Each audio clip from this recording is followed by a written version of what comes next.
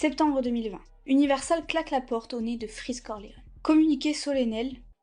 Nous défendons les valeurs de tolérance. Nous mettons fin à toute collaboration. Pour l'opinion publique, le message est clair. La majeure française prend ses distances. Elle se lave les mains. Sauf que, 3 ans plus tard, le masque tombe. En novembre 2023, Sean révèle une vérité gênante. Universal n'a en réalité jamais rompu. Les relevés de royalties continuent d'arriver chaque mois. L'album LMF est toujours distribué officiellement.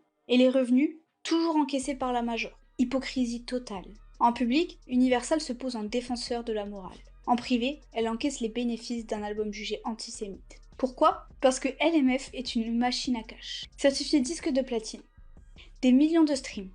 Des revenus réguliers. Et dans l'industrie, on ne crache pas sur un gâteau pareil. Cette révélation est un séisme.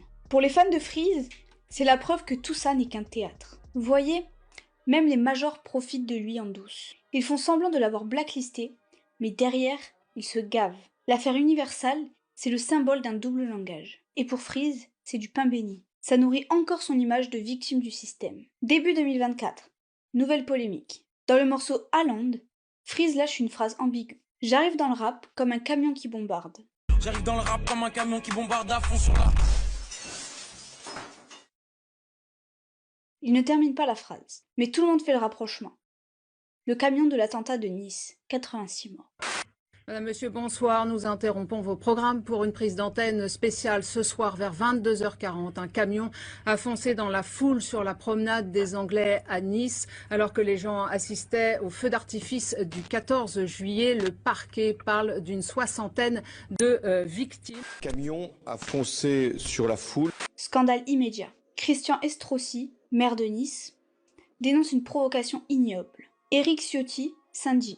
On insulte la mémoire des victimes. Le parquet de Nice ouvre une enquête pour apologie du terrorisme. Pour la première fois, Freeze Corleone n'est plus seulement accusé d'antisémitisme. Il est soupçonné de glorifier un acte terroriste. Un changement de dimension. On n'est plus sur des polémiques de punchline, mais sur le terrain le plus explosif.